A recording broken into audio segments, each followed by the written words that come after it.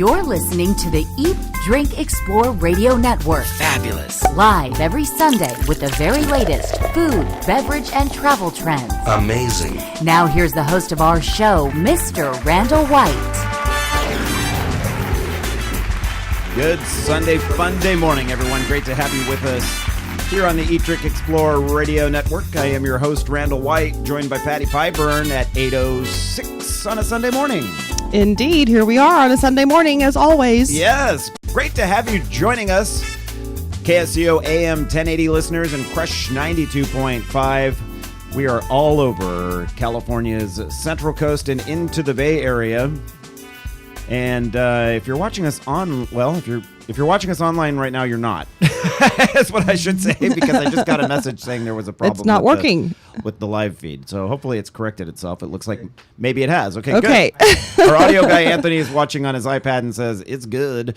So great to have you with us. You've arrived at California's #1 place to talk about current trends in food, beverages, travel, and tourism.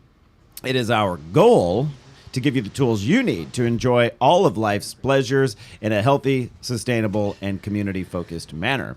All right, straight ahead on the program, Miss Pyburn, we are headed down to Los Angeles for the LA Vegan Beer and Food Festival, and some people might be like, a vegan beer? Yeah. The funny thing is there are animal products used in making a lot of beer, and so, but you don't have to. And right. So, yes, I guess I wouldn't have thought of animal products being used in the making of beer. yeah. So there's the list of the breweries that will be at this festival in a couple of weeks. Cinco de Mayo weekend is just outrageous. They're great California breweries, all highlighting their vegan specialties. And of course, it's a vegan food, beer and food festival. So the food there is also vegan. And the spokesperson we'll speak to is on the famous side. I didn't realize until I started researching him yesterday, and I was like, oh, wow, he's really connected. Woohoo! And I didn't realize. So stick around for that. And then I don't know if you've seen news reports, Patty, about the Joshua tree bloom in Southern California desert. I have. We'll speak with our good friend Mark Farley with Elite Land Tours. There, he's based out of Palm Springs, but his tours take you into Joshua Tree and that sort of thing. And he shared some photos with us that we'll share via our video simulcast. And boy, it's just a beautiful show of nature right now. And it doesn't happen all that often. The right elements have to come together to make it happen, which I'm sure he'll fill us in about that. I want to ask him about that, because some people are saying this is a once in a lifetime, or it's never happened before, right. But then I hear others say, no, this actually happens pretty regularly. So we'll ask him. I think, having driven through the desert a few times growing up in Arizona, yeah. We've made that trek a couple of times. I'm going to go with... this might be a really intense round, but I don't think it's a once in a lifetime. There you go. But our expert's going to tell us. Hey, next hour we are speaking with Whole Foods Markets. I don't know if you've heard any of the controversy around GMO labeling and that sort of thing. Clearly, we've talked about it a time or two on GMO labeling, yeah. But Whole Foods wants to unleash a plan where they let you know every product in their store, whether it's they want to have no GMO products in their store. And, some people are like, wow, this is great. Others are like, why are you waiting so many years to enact this? And so that sort of thing. Anyway, we will talk. Can't make everyone happy. Never. So we'll talk to Whole Foods about that. And then at the bottom of the hour, we're speaking to a couple of experts in the area of feeding children at school. They're both highly touted here in California. One of them in charge of the school district that I went to growing up, the Novato Unified School District. Oh, okay. Hats off to both of these guys that we'll have on. They'll talk about healthy meals for students. But right now at 8:10, it is time for a little check of the headlines. And for that, we turn it over to Miss Patty Piper. Take it away, Patty. Well, on this Sunday morning from the Eat, Drink, Explore news desk, we are following these stories today. A new study shows drinking alcohol before and after a breast cancer diagnosis does not impact survival rates from the disease. In fact, women who were moderate drinkers during the same period showed a reduced risk of dying from cardiovascular disease, a major cause of mortality among breast cancer survivors. The National Cancer Institute study looked at 23,000 women over a 13-year period. Now, the largest study of its kind to date. Moderate wine consumption in particular was associated with a lower risk of death from cardiovascular disease. While no such benefit was evident, though, for the consumption of beer or spirits, or for women who averaged more than 6 drinks a week. There have been previous studies that show a link between drinking alcohol and developing breast cancer. Now, scientists believe this is a result of increases in estrogen production in both pre- and post-menopausal women. Okay, Randall, I don't know. We'll see if this applies to you. There's a lot going on in your brain. Well, so far, no application.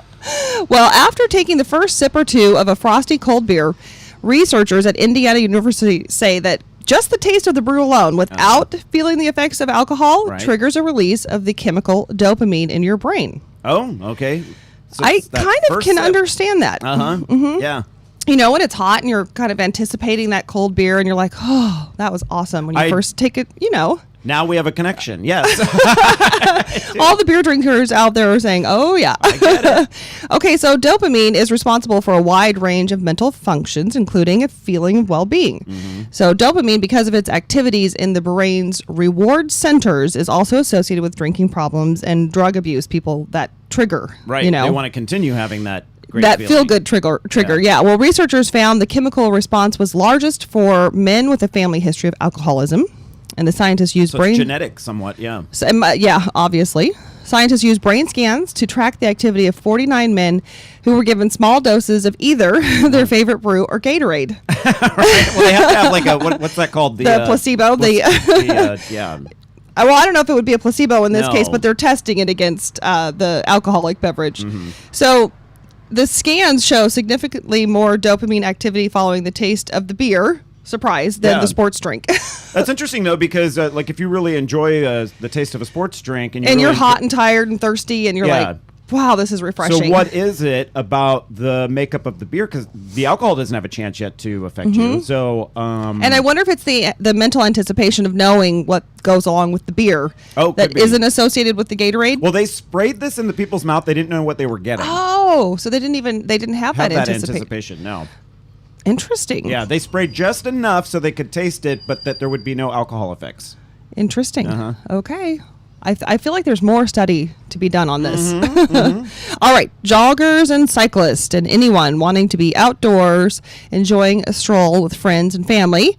Well, a historic opportunity today in Los Angeles. A major city street is going to be shut down to cars for a full 15 miles. Connecting the city's historic center with the boardwalk at Venice Beach, mostly along Venice Boulevard. I wish I was there to do this. Sounds really fun. Today's City to the Sea event called Ciclavia, is that right? Yeah. Okay. Will take place from 10 this morning until 3 in the afternoon. And organizers say this event typically attracts about 100,000 people. The size of today's event, though, could be much larger.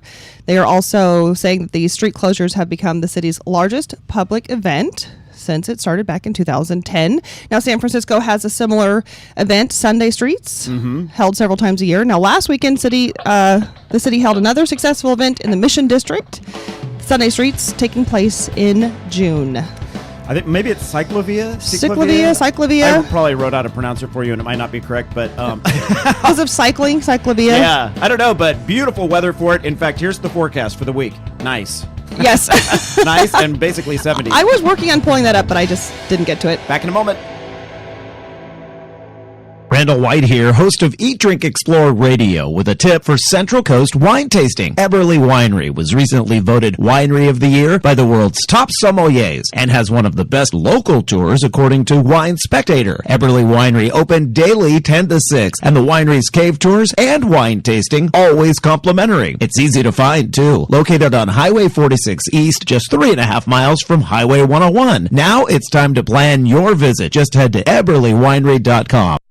Seems everybody's going organic, including lawn care. Did you know communities across the country are converting their lawns, playgrounds, and playing fields to an organic care program? And it's working. You can safely control weeds and pests and have a beautiful lawn. Your kids, pets, and water supplies will be safer, and your neighbors will be green with envy. Oh, and in the long run, organic lawn care is cheaper than doing it the conventional way. Switch to organic lawn care today. Visit pesticidefreelawns.org. The folks who brought you this public service message. Check out pesticidefreelawns.org today. California business owners, entrepreneurs, farmers, authors, and other professionals, this message is for you. We're looking to highlight those of you who give back to the community, care about the environment, and have the health of our state as part of your business model or focus. Our new California Love website is in the beta testing phase. So, during the next few months, we're offering free listings to qualified people or business entities. It's a win-win situation. You help populate our site with quality, locally owned California companies, and we help direct customers to your business or product. Simply head over to CALUV.com.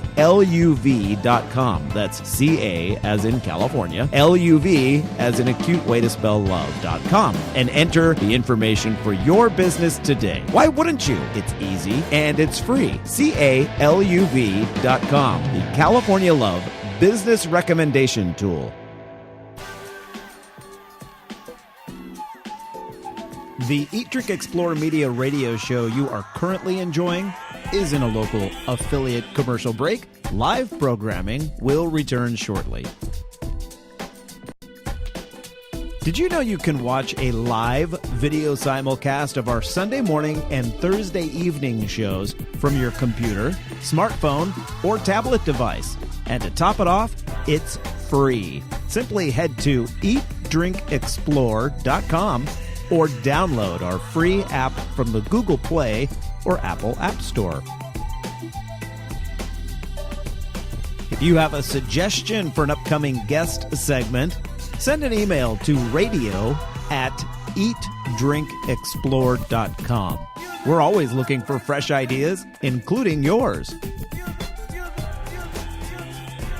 We love to share fresh, local, organic, seasonal, and sustainable ideas throughout the week. And the best place to find those are on our Twitter, YouTube, and Facebook feeds. Our username across the social networking universe is simple: Eat, Drink, Explore, all one word. Hey, college students, Eat, Drink, Explore Media is always looking for qualified journalism or marketing interns. Send us an email today so we can check your status and put you on the list for upcoming intern vacancies. Would you like to hear this Eat, Drink, Explore radio program on one of your local radio stations? Let the station know and contact us as well so we can get the ball rolling.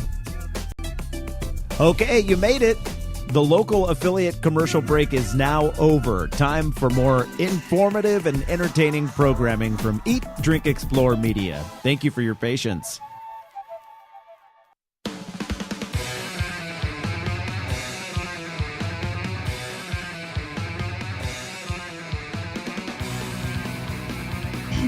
$8:19 now the time here on this Sunday fun day morning. Great to have you with us, everyone. Always terrific to get together on Sunday mornings and talk about all things food, beverages, and travel, the trends that affect the California lifestyle, hopefully in a healthy, sustainable manner. This is our health and fitness segment when we focus on, ways, little twist or changes that you can do to your lifestyle each and every week. And then hopefully, cumulatively, over the course of the years that you're listening to us, you maybe grab a little from this one, a little from that one, and in the end, you're better off. We hope so. That's what we hope. This has been a very challenging week for a lot of people. I don't think in all the years that I've been in the news, I've seen so many huge news stories all at once. Right. And what happened in Boston definitely goes down as one of the biggest news stories in the U.S. history. And it's one of those stories where even if you weren't there, even if you didn't have someone close to you there, it's a story that we can all relate to because we can all imagine ourselves being part of an event like that. Yeah. And I'm sure many of the people listening to us right now were glued to their iPad or iPhone or television, however you were getting the source of news. I was watching WBZ out of Boston. That's the CBS affiliate, and I hooked onto them early on. Because I work for a CBS Fox station, I also was watching a lot of the WBZ, and they were just wall-to-wall coverage. I don't think coverage, yeah. They went off the air with their news coverage the entire week. I think it was constant. No, you know what's funny is our neighbor here in the suites where our broadcast studio is a tax attorney named John, and it was like 5 o'clock on. He was caught on Friday night, right? The guy was caught on Friday night. Yeah. That sounds right. Yes, Friday night. Yes. And so I was in here working on the show, but the entire time I couldn't get anything done. I was watching this coverage, via the live stream that WBZ provides, and so I had to go to the restroom, and we have like a shared restroom for all the suites. And so I go to the restroom, and I bump into John. He's on his way to the restroom with his iPad in hand. He didn't want to miss anything. He was taking it with him. Yeah, I can relate to that. And so, as exciting as Friday was, the entire week was covered with this stressful gloom of what caused it, and then also all those tragic deaths in Texas. Yeah. It was a preoccupation for so many people, what was happening in Boston, and then followed up by the explosion in West Texas. It was a pretty overwhelming week if you were tuned into the events happening in the country. And if you had unplugged all of those events, you could have had headlines all week long with things that were going on in the Congress. And so it was really... Congress might have been actually saying, whew, no one's watching too much what we're doing. Right, we have a little bit of the spotlight off of us for right now. So I'll tell you that all that news coverage is stressful. And so... I found an interesting article by a woman, Dr. Heidi Grant Halverson. She just released a book and could not join us this morning because she's on a book tour and had stuff scheduled for this morning. But I thought it would be, she writes for the Harvard Business Review, Harvard, of course, right there in Boston. She's based out of New York, however, and has articles in a number of different publications. But the one I found was in the Harvard Business Review, and it was 9 ways successful people defeat stress. Okay. That's basically her topic, is always around business and stressful people, or successful people. But I thought it was interesting because you really could incorporate these into your life, whether it has a business slant or not. And so I just want to go down this list of 9 steps that you can take as you're joining us this morning, and maybe relieve some of the stress that you built up over the week. Starting with number 1, pardon me, have self-compassion. A lot of us don't. And I don't know if did you see that it's kind of viral on Facebook right now, that Dove commercial where the women are asked to give a description to a police artist of how they look, and then someone who just met them was asked to give a description. Do the same. I have heard about it. I haven't seen it. Yeah, really interesting. And but along those lines, sometimes we're really hard on ourselves, True. And so have a little self-compassion. And that translates for me as in that dialogue that you hear in your head when you're busy and you're thinking that you're not doing the other things you should do. And it's like, oh, I'm not doing this well, and I forgot to do this week. Instead of focusing on what you are accomplishing. Yes. Exactly. And she says, remember, to err is human. Give yourself a break, and your error may have been a learning lesson as well. So, keep all those things in mind. Number 2 is to remember the big picture. When we really start focusing in, like you said, Patty, on tiny failures or that sort of thing, how's it really all going to play out? There was a song by the group The Blues Travelers that came out in the early 90s. And I forget the exact words, but basically the song says it won't mean a thing in 100 years. Right. So the one thing you did today is in 100 years from now, will people be talking about... In the grand scheme of things. Can you believe that guy, That's funny. I got that from a mom one time when my kids were little and I was, bemoaning something they were doing, like the bottle or some, baby habit. And she said, Patty, stop. Yeah. Do you think he's going to drink that bottle when he's in college? It's going to be fine. Yeah. It'll be an entirely different bottle. True. Number 3 is rely on routines. And while this might have a completely different context in the business realm, I know that, like, for instance, the people of Boston, going to a Red Sox game or doing something... Doing those familiar things that were done before. to Right. feel like you're back to the normal life. Exactly. I imagine in this case, she's referring to if you keep some routines down, it'll help you be more successful because you'll get things done. But Trying to extrapolate those patterns to other life events. right, exactly. Number 4 is take 5 or even 10 minutes to do something you find interesting. So break away from the TV first of all. Right. From whatever it is you're obsessing about. Stop watching this coverage. And take 5 or 10 minutes to listen to Eat, Drink, or Explore Radio on a Sunday morning. or maybe even go into our archives. Thank you, Yeah. Patty. And check out some of our previous shows. Or like you all did yesterday, take a little jaunt somewhere, like Yeah. to the wine festival. Yeah. Oh, that was so much fun. Yeah. We went to the Earth Day Food and Wine Festival up in the Paso Robles area, and it was terrific. That's a good stress reliever. I have a little rant about the parking, but we'll get to that later. Then Anthony laughs because he just never let that one go yesterday. And then add a where and when to your to-do list. So don't just have I need to do this, and this. Where do you need? Are you going to do that at the office? Are you going to do it at home? And that sort of thing. And a when. I need to have this done by. Instead of this overwhelming list of, and I do that, and that's another thing I fall into, is this huge list of things to do. You don't even know where to start and how to tackle it, and sometimes I don't even start the list because it's like right? there's too much. And that If you're cloud carries you around. Yes, Or cloud follows you around. follows you. It doesn't care. Well, Depends on how Pushes big you of a down, cloud it is. right. But if you are more specific, it becomes more manageable about actually how you are going to accomplish that list. and if you're at all like me, a perfectionist, if you feel you can't do it exactly right, you don't even get started. And that it's it's not hard a to be good trait. perfect, Randall. Well, sometimes I don't like the term perfectionist because it makes it sound like I'm saying I'm perfect. I'm anything but. But it is someone Yeah. who has trouble with anything that is less than perfect. Exactly, and so then if I can't have it the way that I want it, It seems impossible to do it in another less perfect way. I am related to someone like that, so I know exactly what you're talking about. That's why I had a hard time writing really long papers in college because I didn't know how to get started perfectly. Yes.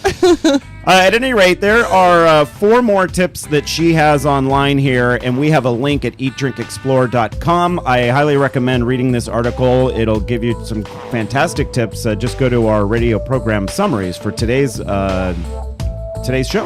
All right, we're back in just a moment. We're headed down to Los Angeles for a really cool event. You're going to want to check this out and maybe even pencil it into your travel plans. You're listening to the Eat, Drink, Explore radio show. Back in a moment. California business owners, entrepreneurs, farmers, authors, and other professionals, this message is for you. We're looking to highlight those of you who give back to the community, care about the environment, and have the health of our state as part of your business model or focus. Our new California Love website is in the beta testing phase. So, during the next few months, we're offering free listings to qualified people or business entities. It's a win-win situation. You help populate our site with quality, locally owned California companies, and we help direct customers to your business or product. Simply head over to caluv.com. That's CA as in California, LUV as in a cute way to spell love.com, and enter the information for your business today. Why wouldn't you? It's easy and it's free. caluv.com, the California Love Business Recommendation Tool.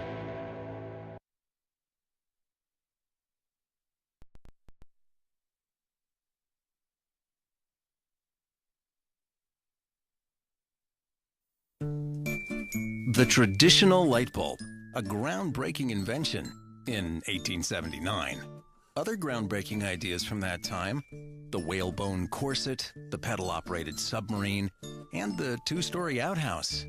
We've come a long way since then. It's time our light bulbs did the same. Visit EnergySavers.gov and learn about energy-saving light bulbs. See, these new bulbs are more efficient than the old ones, like a text message is more efficient than a carrier pigeon. They last longer, too, like how we humans last longer now that doctors use antibiotics instead of leeches. And they cut down on our energy costs. Because in our own groundbreaking age of aeroplanes and moving pictures, we deserve a light bulb that saves us some cash. Saving energy saves you money. Learn more at EnergySavers.gov. Brought to you by the U.S. Department of Energy and the Ad Council.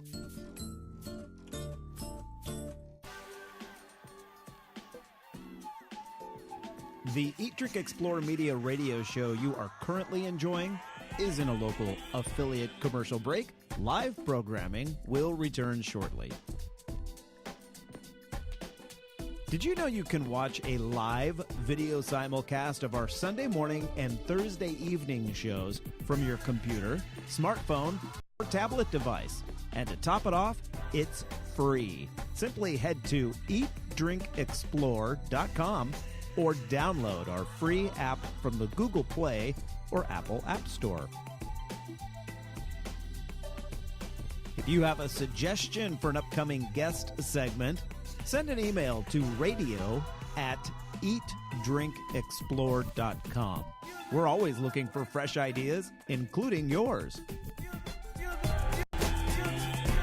We love to share fresh, local, organic, seasonal, and sustainable ideas throughout the week.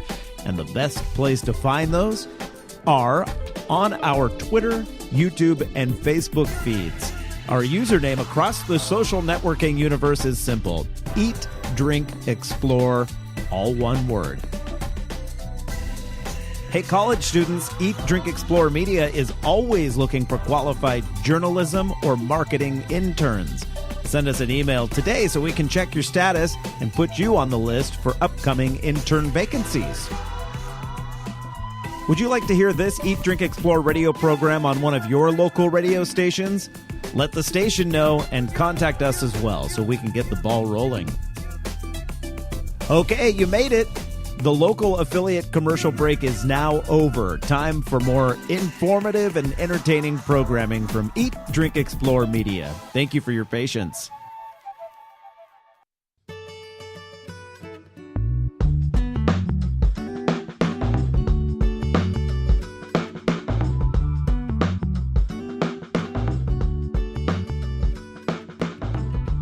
Good morning, everyone. 8:33, the time now here on this Sunday morning, Sunday Fun Day. It is April the 21st, so we are a full month into spring now, and it's really feeling like spring. Mm-hmm. I feel bad for my friends in the Midwest who live in the upper Midwest specifically. Yeah. There are some nasty weather events going on. Oh, they've had the gloomiest spring, and even some like dustings of snow within the last couple of days. Right. I was talking to someone in Fargo who was saying they were expecting a day ago a pretty whopper of a storm, and I thought, oh, that's so hard to imagine, being in California and seeing the weather like this. We could actually use the rain. Right. But I'm seeing posts by my friends that live in Wisconsin now, basically saying, they're pretty funny. They're like cartoons saying, Mr. Winter, your days are numbered.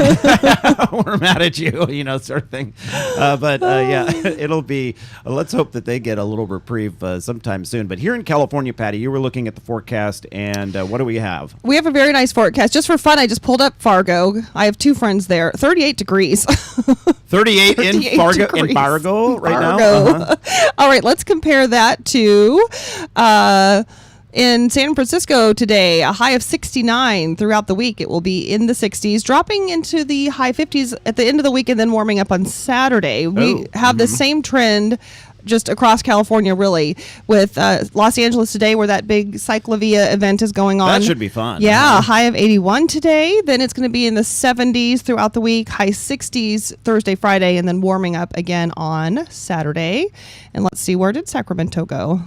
Come back to me, Sacramento. My parents will It's going to be a high of 87 there in Sacramento today. 87? Yes, high of 87. And then it's going to go into the 70s, high 70s in the later part of the week, Thursday, Friday. That's that cool off that we're going to see across the state. And then warming again into the low 80s on Saturday. So. Now, I know a lot of our coastal listeners right now will understand when I say this. I do not like the super hot temperatures that you get in the inland valleys, like Paso Robles or Sacramento Valley, stuff like that. Right. But I do enjoy the warm evening because I love alfresco dining. Yes, nice to be outside. Yeah, sit outside on Yes. that patio and not have to have a heat lamp, you know, Right, that sort of right. thing. That Just- is nice. And just enjoy the dusk time of night as the sun goes down, that sort of thing. But I really then prefer the cold night when the fog comes in because I sleep so much better, you know. So I think I'll stick with the coast for now. I'm sticking with the coast. It's really more my thing. You know, these street activities, Sunday street sort of things like they're doing in San Francisco and Los Angeles have really taken off in the United States. They got started years and years ago in Mexico City, La Ciudad de Mexico, down in our neighbor to the south, and you know, spread north to us here. And like you were saying in that news article, it's become Los Angeles's largest public Right. event. They expect more than 100,000 people out there today. I would love to see these sorts of events spread to the smaller cities. Right now, it's really the larger ones that do it. There are a few smaller ones, though, throughout the United States that do it. There's a city in, I want to say like Lawrence, Kansas or Right. something that does it. Well, it's interesting because in San Luis Obispo, where we're broadcasting from, it happens every Thursday night in a certain way because Yeah. they shut down Higuera. But wouldn't it be fun if we could do that on a weekend or something and shut down Higuera and just make it a big friends and family, bring your bicycle, yeah. pedestrian day? And I would. What's the main street in Santa Cruz? Beach? No, wait. Oh, I gotta look it up now. Okay, you keep talking and I'll look. It's not coming to me, but that would be an ideal street for it. Right. Like you said, Higuera here. Now, we close it down every Thursday night. In Monterey, that strip on Cannery Row would be a natural. Right. Mm-hmm. And so, you know, we close it down on Thursday night, but you can't ride your bike and rollerblade. No, it's not and, the same. Yeah, 'cause you would be running It into just people. proves it can be done. If we can do it for farmers market on a weekly basis, we can do it We for could do it the on a walkers and Sunday. bikers. Yeah. In fact, it'd be great if it was, you know, right now if they did it. That'd be fun during our show to have it that way. So anyway, we were talking about Los Angeles and the Pacific. I think Pacific is the name of the street in Santa Cruz. Okay, I'm zooming in on it. I think you're probably right about that. It just came judging to me by this. Yeah. in my brain. There's all these people. Yeah, I listening think I think you're right about that. That would Pacific would there is a beach street, but I think Pacific would be a good one for what you're thinking about because there's a park there and it leads to the boardwalk and all that. Yeah. So if you ever have an answer for us, by the way, if you hear us just fumbling around with the right fumbling answer, around, help us out. radio at eatdrinkexplore.com. You can also tweet us. The username is eatdrinkexplore, or you can join our Facebook page, which is Eat Drink Explore as well. All very simple. So easy. And So you know what, easy. Patty? If all of those things didn't, if you can't remember all that, go to eatdrinkexplore.com. And then you can find it all there you can find all of our links there in one spot. Down in Los Angeles, 2 weeks from yesterday, on May the 4th, which is a Cinco de Mayo weekend, will be the 4th annual Los Angeles Vegan Beer and Food Festival. And Again, just surprising the beer thing. I never thought about it, whether it was vegan or not. right. Because most people you think it's all plant-based that goes into Right. making a beer. Yeah. However, if you want a really clear beer, nice clarity, there are some things that brewers do in order to create that clarity, and one is to use something called diatomaceous earth, which is the basically these ancient They're fossils. fossils. Yeah, Like algae fossils, right? I think so. And that then makes this type of soil that they put into the earth, ground up rock, I guess, is really more closer than soil. And then somehow that clarifies it. I don't understand the science behind it. I think it's used as a filter. I believe is the way that diatomaceous earth. It's used for a lot of different things. But I could see it being a good filter for that process of. and I don't think most vegans have a problem with diatomaceous earth. Those cellular animals have been gone for a They've long been time. dead for a while, All right. and through no fault of humans, I believe. No, right, exactly. No, I think the problem is something known. People use egg whites to clarify. Oh, I okay. think wine and beer. There's something in egg whites that causes that. So for a long time, I've actually not even knowing all of this stuff, I've been a fan of non-filtered beer. The like the Hefeweizen styles, the cloudy wheat beers are delicious with a nice orange slice and totally vegan. This beer talk is making me want to go home and have a beer at some point today. Well, that first sip is the one that'll do it to you, Patty. Hey, joining us on the line right now to talk a little bit about the LA Beer Vegan Beer and Food Festival is festival organizer Nick Adler. Nick, welcome to the Eat, Drink, Explore radio program. Hi, everybody. Good to be here. Yeah, great. Are you currently at Coachella? I am currently in Mount Pleasant, Michigan, at the Soaring Eagle Casino. Oh, okay. Okay. Well, for some reason, I was thinking, I thought I saw a post like on your Facebook page or something. I went to Coachella last week. Last weekend, yes. Last weekend. Okay, so we've heard the weather has just been awful in the upper Midwest. Is that holding true for you right now? Lots of rain and such? When we came in, there was a blizzard and there was a lot of flooding, but there's a sun in the sky today. So I'm leaving. I'm coming back.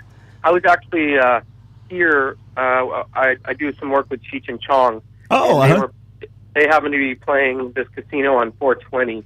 And we had a big, imagine that. promotion with them online yesterday. So I had to come here to do it. I grew up in Marin County where, some urban legend says that 420 started at Santa Fe High School there, and there was a big gathering there apparently yesterday. So at any rate, Nick, let's talk about the Vegan Beer and Food Festival coming up on May 4th. How did this get started? Well, personally, I'm about 16 years vegan, and I love beer. And my wife's best friend is married to Tony from Mohawk Bend and Golden Road, and Tony Starts Away, and he's also a vegan. And then we had a third friend that just loved beer so much, and she happened to be LA's biggest vegan blogger, maybe even one of the United States' biggest vegan blogger, named Corey Girl. And we were all having beers, and we said, how can we kind of spread a little, vegan joy through what we love, and we love food and beer. So I kind of said, I have the location with the Roxy, and Corey Girl said, I have the food connections, and Tony said, I'll handle the beer. And that was how we started 4 years ago. Yeah, Nick, we should mention that your father founded the Roxy Theater, right? Yes, my dad opened the Roxy in 1973. And he's a member of the Rock and Roll Hall of Fame. Yes, as of a couple days ago, which was a beautiful ceremony. He was inducted on Thursday into the Rock and Roll Hall of Fame. How Very cool. Yes, congratulations. Yeah. Very exciting. Very I was surprised to hear because I just didn't think about beer as being that you would question whether it was vegan or not. I just assumed it wasn't. I just thought, well, it's made out of barley and stuff like that, so of course it's vegan. So do you find that people are surprised to even think that that's something to consider, or vegans, of course, consider that when they approach any food? It was weird for me because I had actually been vegan about 8 years and enjoying a Guinness, which I love, but I haven't had in a while. And someone said to me, that beer isn't vegan, and I had the same reaction as you. So I even think there's vegans out there that don't realize that some beer is not plant-based. Yeah, but it surprised me. We're talking. What'd you say? I said it surprised me. It's very surprising, and when you become vegan, you don't realize how much kind of animal byproducts get put in to so many different products. I mean, it's really like even for 10 years, I'm still discovering things that I love that aren't vegan. I know it's difficult. I'm just getting started with the whole thing, Nick, and I hear you. We're up against a hard break. I got to let you go, but we'll give people the details right after this break. Nick, thanks for joining us. Thank you. Safe travels. Randall White here, host of Eat, Drink, Explore Radio, with a tip for Central Coast wine tasting. Eberly Winery was recently voted Winery of the Year by the world's top sommeliers and has one of the best local tours according to Wine Spectator. Eberly Winery open daily 10 to 6, and the winery's cave tours and wine tasting always complimentary. It's easy to find, too. Located on Highway 46 East, just 3.5 miles from Highway 101. Now it's time to plan your visit. Just head to eberlywinery.com. Hello, this is Julia Louis-Dreyfus, and I want to tell you about my new favorite discovery, Yosemite National Park. I recently went there with my husband and children, and we walked the trails to see the breathtaking waterfalls, admired the grand meadows, and giant sequoias. But the future of our national parks is uncertain. Many challenges face our parks today, from polluted air and water to development threats outside their borders and inadequate funding to protect our national heritage. That's why the National Parks Conservation Association recently completed a decade-long assessment of the challenges facing our national parks, along with proposed actions that will ensure our children and grandchildren will be able to enjoy the parks as we have. Our national parks have inspired Americans for nearly 100 years. As we approach the centennial of the National Park Service in 2016, please join us in helping to protect our national park legacy. Find out how at www.mpca.org. Randall White here, host of Eat, Drink, Explore Radio, with a tip for Central Coast wine tasting. Eberly Winery was recently voted Winery of the Year by the world's top sommeliers and has one of the best local tours according to Wine Spectator. Eberly Winery open daily 10 to 6, and the winery's cave tours and wine tasting always complimentary. It's easy to find, too. Located on Highway 46 East, just 3.5 miles from Highway 101. Now it's time to plan your visit. Just head to eberlywinery.com. The Eat, Drink, Explore Media radio show you are currently enjoying is in a local affiliate commercial break. Live programming will return shortly. Did you know you can watch a live video simulcast of our Sunday morning and Thursday evening shows from your computer, smartphone, or tablet device?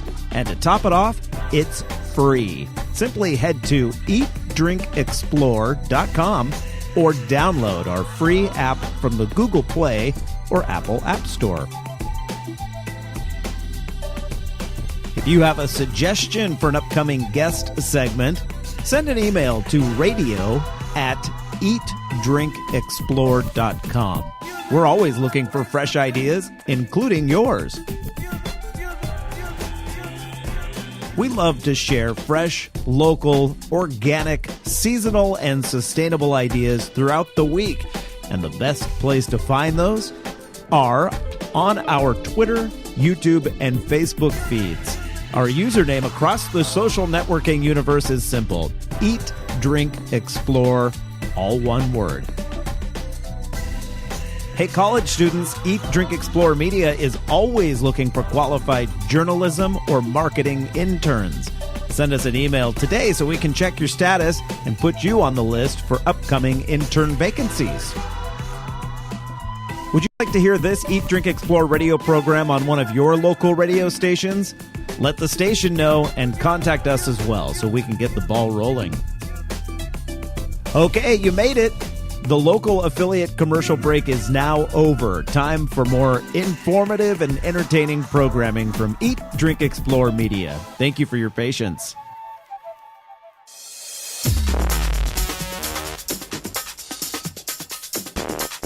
You've waited all week, and it's finally here. The Eat, Drink, Explore Weekly Travel Deals Extravaganza.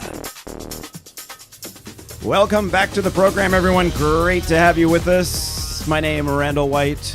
My co-host, Patty Pyburn. Good morning, everyone. I feel bad we had to cut Nick off so quickly there. We were just getting into things. I yeah. know. Nick Adler with the LA Vegan Beer and Food Festival. You can find the link to the event on our website at eatdrinkexplore.com. Just find today's program summary and head on down. I didn't want to get into all of this while Nick was on the line, but you know, his mom is a Bond girl, a woman named Britt Eklund. She was the Bond girl in The Man with the Golden Gun back in the day, and his dad has been was married at one point to Shelley Fabre. And he's currently married to Paige Hanna, the younger sister of actress Daryl Hannah. Mm-hmm. So there's a lot of celebrity in his life. Indeed. I like to see, though, that he's using his connection to the Roxy and all that to throw such a cool event. And Sounds like he's a really great guy. So hopefully we can have Nick on again at some point. At any rate, it is now 10 minutes before 9 o'clock. Great to have you here on the Eat, Drink, Explore radio show. This is our travel and tourism segment. And there is so much coolness going on in the, typically don't associate the word cool with the desert, but but it is so cool in the desert right now because the Joshua trees are just bursting with flowers. Yes. And I was thinking, how can we highlight this right now? And then it dawned on me, I have a really good friend who has a tour company that focuses on Joshua that's Tree right. Park. Good friend Mark Farley, owner of Elite Land Tours, based in Palm Springs, but they really cover a wide area. Mark, thanks for joining us this morning. Thank you. Good morning. Yeah, so what's the temperature? That's always my first question whenever I talk to Mark. I imagine it's a beautiful start to the day. Spring is great where you live. Yeah, this is our first really kind of warm weekend. It's the mid-90s down here, but up in Joshua Tree, it's about 20 degrees cooler. Higher elevation? Yeah, higher elevation, cooler, perfect weather. And must be especially beautiful with all of the blooms that you're seeing right now. Yeah, they don't bloom every year, so it's kind of special. And the Joshua trees need a certain amount of precipitation and frost in order to blossom. And we weren't quite sure if that happened because we haven't really had a lot of precipitation. But they think the reason they're blooming so much is it's a survival technique. In order to reproduce, they need the blossom to produce seeds. So it's kind of a phenomenon. And it's very rare that every branch has a blossom, but this year we're seeing most of the branches have a blossom on the ends of them. So it's spectacular. Yeah. I was surprised when I heard about this bloom because typically if we have an exceptionally wet Southern California winter, we get just this wide array of wildflowers in the desert and everyone says, oh, this is just the most amazing year for the desert. And I was not expecting any peeps out of the desert this year because it was so dry. But apparently that's exactly what the Joshua Tree needs. Yeah, it's a fluke in a way. So we're really happy about it. And, it's funny because the local media, it took them a while to catch on, too, because they weren't expecting it. We started seeing them bloom in February, and it didn't really come out until the last couple weeks that, they're blossoming everywhere. But where we go, it gets the most precipitation. It's closer towards the west, towards the ocean. So we saw the first one blooming back in February. But they'll blossom mostly throughout the summer, because they're at different elevations, so the ones at higher elevations bloom a little bit later. It's interesting because some media outlets were saying things like it's a once-in-a-lifetime, almost like the century plant that I think blooms, every 50 years or so, which it even isn't every 100 years. But Right, you're right. Good for you. Yeah. A lot of people think that, but you're right. So anyways, it was kind of, a lot of people were talking about it like, oh my gosh, it's a one-time thing. But is it sort of the right elements coming together and the plant has to be sort of stressed in a way for the blooms to come out in the intensity that they are right now? Yes, and number two, do you want a job? You know your stuff. No, that's exactly correct. Exactly correct. All the elements, everything has to come together. Even the soil condition, everything has to be perfect in order for them to bloom. So when it happens, that's nature, the miracle of nature. Unbelievable. Hey, Mark, these trees you were mentioning, a higher elevation, that's a completely different type of desert, right? Is that the Sonoran Desert? No, Mojave. That's the Mojave Desert. Yeah, that's the one at the highest elevation, the coolest, wettest desert. And that's the desert that gets snow. Because just like a cherry blossom, the Joshua trees need frost in order to bloom. Oh. Interesting. Okay. We're showing some remarkable pictures that you shared with us. Thank you again right now. And for people listening on the radio, they're like, how the heck are you showing pictures? We have a video simulcast that you can watch at eatdrinkexplore.com. Also on our Facebook page, if you're driving and not able to do that, we highly recommend that you go to facebook.com/eatdrinkexplore. Mark and the Elite Elite Land Tours crew were nice enough to share some of the blossom pictures with us. They're beautiful. They're all white. Do the trees vary at all, or it's strictly white? It's a white blossom, sometimes a little greenish. And here's a little bit of trivia: you can actually eat the blossom. Really? Yeah, and the Native Americans, that was one of their food staples. It kind of tastes a little soapy, but honestly, if you put a little olive oil and you saute them, in a frying pan, unbelievable. Wow. A little bit like endive. Mark, Yeah. are they protected because they're in the national park? Can you actually pick up blossom and cook it? No, in the national park they're protected, but outside of the park, some people have them in their backyard. They could actually eat the blossom. Interesting. That sounds like a new trend that you'll find on LA dinner plates. Joshua Tree And blossoms. It gets better. You can eat the seeds. You can eat wow. the seeds. Yep, and the seeds are good. I've eaten a lot of seeds over the years, and they're actually they're crunchy. They have a little bit of flavor, so edible. Interesting. And the trees are kind of funky. Are they actually trees? Are they a type of cactus? They kind of look like a Dr. Seuss, imagination. Oh, again, you're killing me here. Dr. Seuss got his inspiration from the Joshua Tree. Oh, you're kidding. Makes perfect sense. He spent a lot of time in the national park. But it is not a tree. It's a giant yucca plant, and it's a monocot, kind of like a palm tree. But they call it a tree because of its size. Right. But it's actually a yucca plant, not a tree. Mark, I love it. I don't know why we don't have you on more often. Great information. You're always so fantastic. Your tours are just beyond fun. We spent an entire day touring the San Andreas Fault with you a couple of years ago on New Year's Day, and it was one of the best tour trips I've ever taken in my life. Mark Farley with Elite Land Tours, based in Palm Springs, but they hit up Santa Barbara, Los Angeles, you name it.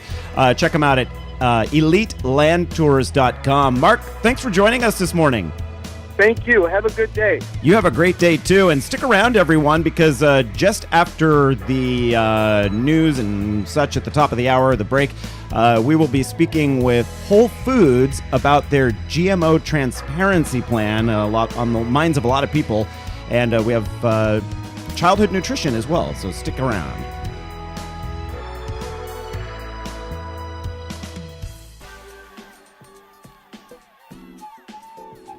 The Eat, Drink, Explore Media radio show you are currently enjoying is in a local affiliate commercial break. Live programming will return shortly. Did you know you can watch a live video simulcast of our Sunday morning and Thursday evening shows from your computer, smartphone, or tablet device? And to top it off, it's free. Simply head to eatdrinkexplore.com or download our free app from the Google Play or Apple App Store. If you have a suggestion for an upcoming guest segment, send an email to radio@eatdrinkexplore.com. We're always looking for fresh ideas, including yours. We love to share fresh, local, organic, seasonal, and sustainable ideas throughout the week. And the best place to find those are on our Twitter, YouTube, and Facebook feeds. Our username across the social networking universe is simple: Eat, Drink, Explore, all one word. Hey, college students, Eat, Drink, Explore Media is always looking for qualified journalism or marketing interns. Send us an email today so we can check your status and put you on the list for upcoming intern vacancies. Would you like to hear this Eat, Drink, Explore radio program on one of your local radio stations? Let the station know and contact us as well so we can get the ball rolling. Okay, you made it. The local affiliate commercial break is now over. Time for more informative and entertaining programming from Eat, Drink, Explore Media. Thank you for your patience.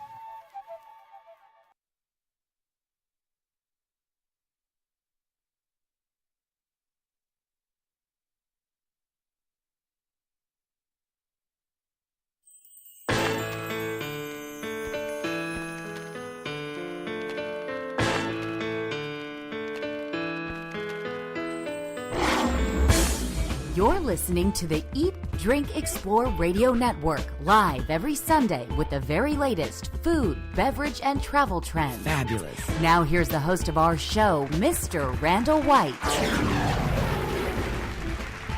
Good Sunday, fun day morning, everyone. 9 o'clock the time right now here on the Eat, Drink, Explore radio program, Crush 92.5 exclusive segment. I am your host, Randall White, joined by Patty Pyburn. Good morning. And of course, you wake up with Patty every Monday through Friday on KCOY CBS 12 and KKFX Fox 11 as Patty delivers the morning news, and then you catch her here Sunday mornings with us. Saturday's the only day that you are Patty-free. Your Patty-free diet. It's the only Patty-free day. Although Patty drove up to Monterey yesterday for your daughter's track meet. Yeah, she had a track meet at Hartnell College. It was quite a big meet with lots of schools from all over. And she did well. She did well in her races. And then we just did some sightseeing and saw old friends and the house that we used to live in and all that kind of stuff. It was really fun. You know how, Patty, when you're going to different colleges and such, you have to send your transcripts and then you can get a copy yourself. And I don't know how they do it nowadays, but back in the day, it was really a painful. It's less painful now because everything's, so electronic. automated. Yeah. Back in the day, you actually got paper copies of the transcript and such. When you mentioned Hartnell, you just totally brought back an old memory. When I was going to Cal Poly here in the late 80s, I needed transcripts, but I can't remember why. But at any rate, I ordered some and I got them.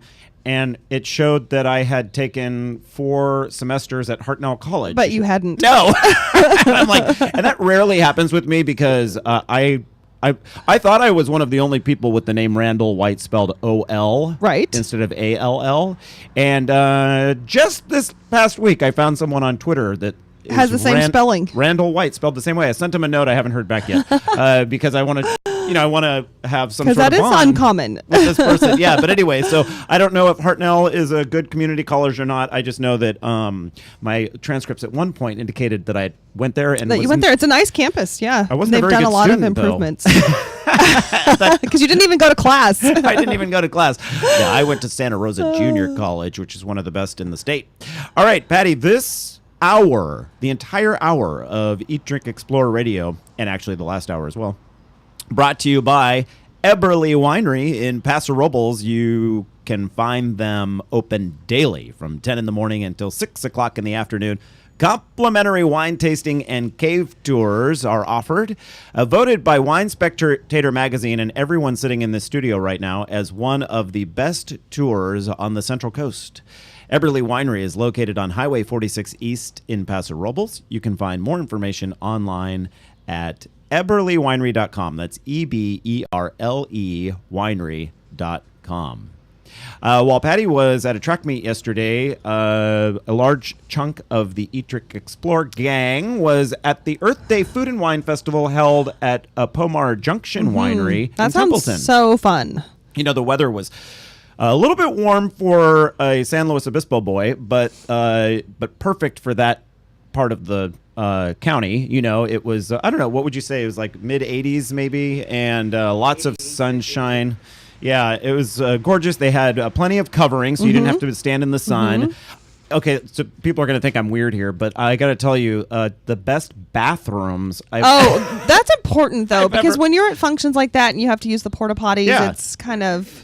They were air conditioned. They had several different scented soaps you could use. I kind of wanted to actually hang out in the bathroom for a little bit because it was cool. It was cooler, and I could kind of cool down. You would not normally say that about a mobile bathroom. No, and I could sort of just get away from the crowd for a moment and just be like, oh, this is nice. I wanted to put my headphones on and just if there hadn't been lines, I would have done that. Yes. But no, they're the type that they pull up. Yeah, they're almost like a little portable building, not like the actual. Yeah. Like the back of a semi-truck. They have those at the Blues Fest in Avila for the VIP people. Of course. Ooh la la. And Patty knows that because she and I, and just her as of recently, open the event each year with a moment of silence and that sort of thing. Yeah. I really enjoy doing that. That's upcoming in May. I would, hopefully Bruce will invite me back. It's Bruce, if right? you're listening. Yes, it is. And so I wouldn't mind doing that this year. I think I'll be in town for Memorial Day this weekend, Bruce. Give us a call. Fans, listen up because we're launching...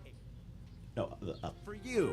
Join the Eat, Drink, Explore radio network each Thursday evening from 5:30 to 6 for a healthy dose of recipe sharing and food news.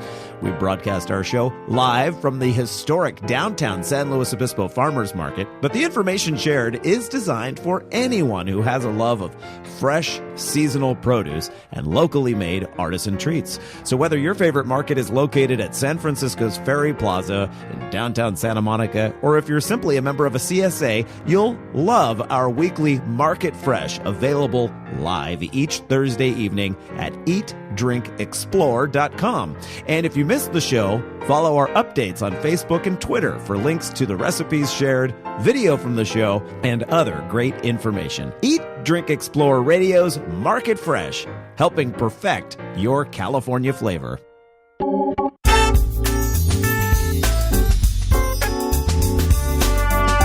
You're listening to the Eat, Drink, Explore Radio Network. Fabulous. Live every Sunday with the very latest food, beverage, and travel trends. Amazing. Now here's the host of our show, Mr. Randall White. Good morning, everyone. Great to have you joining us for the second hour of the Eat, Drink, Explore Radio Network. As our wonderful announcer, Kira Clapper, just mentioned, I am your host, Randall White, joined by Patty Pyburn. Good morning, Patty. Good morning, everyone. Yeah, and a beautiful day here in California. I don't care where you're listening. If you're in Pescadero or San Jose, maybe Carmel, Paso Robles, Wherever Santa it might Maria. be. Yeah. You're waking up to lots of sunshine and a beautiful day on tap today. I should have mentioned Lincoln or Santa Rosa, because I know we have a couple of family. I have some family listening in those locations. But yeah, beautiful day on tap today. And Patty, any plans for you? For today? Yeah. Okay, I have a big day planned of going to the grocery store, Costco. Oh no, Costco on a Sunday? Yes, it's just how my week works. Right. I know. I do everything. Here's my tip. Friday nights. It's very quiet at Costco. It's almost dead. And Ricardo, what did the woman tell us at Costco Wednesday nights? I think she said. Good to know. Right, because we were leaving on a Friday night, and I said, "Hey, that was the most. I loved that. You know how they check you out at the very end when you walk out the door? They have to look at your receipt." And she goes, "Here's another tip: come in on Wednesday nights." And I was like, "Oh, okay. Well, I'll have to very try nice. that." Yeah, but clearly I'm married if I'm going to Costco on a Friday night. Yes. So, great to have you on the show, everyone. 9:07, almost 9:08 now the time. And each week here on the Eat, Drink, Explore radio show, we bring you current information on food, beverage, and travel trends so you can really get the most out of your California lifestyle. We hope you'll do it in a healthy, fun, and sustainable manner, right? And we give you the tips so that you can do that. And over the last year, we have featured several times, primarily because on the November ballot there was Prop 37.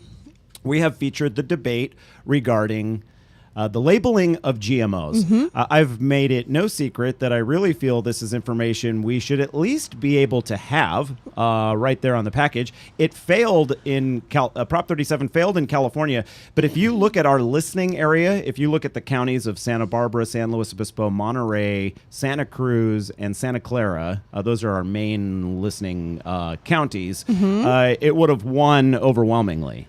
So we won in...